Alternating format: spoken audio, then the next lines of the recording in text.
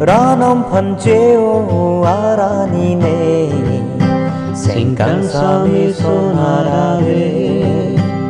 Paloka panka cetong aranine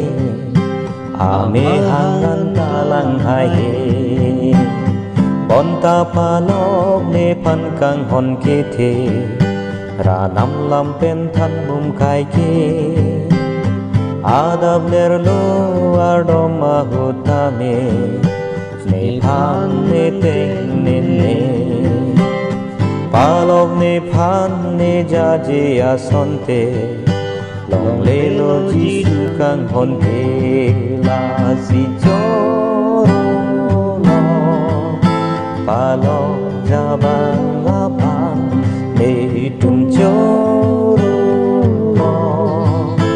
Palok doan apang ne tum choro lo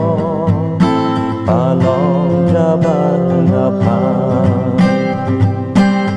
ne tum nang ching ho Palok doan apang ne tum nang ching ho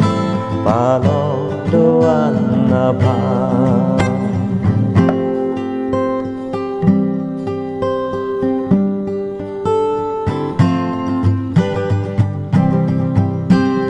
Neke suki sung ning bia hutame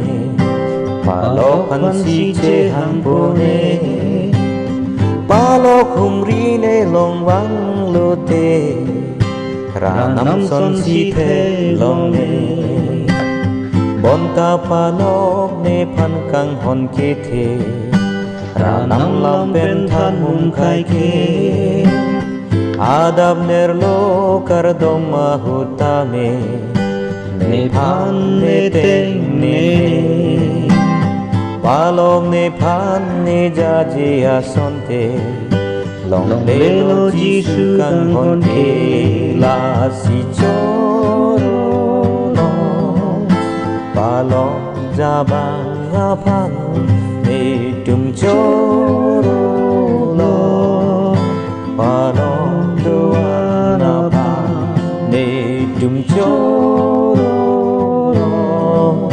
Palok doan apang ne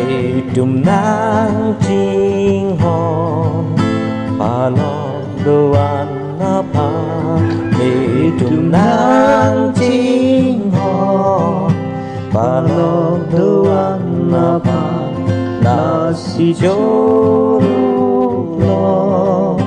Palok jabang apang la si choro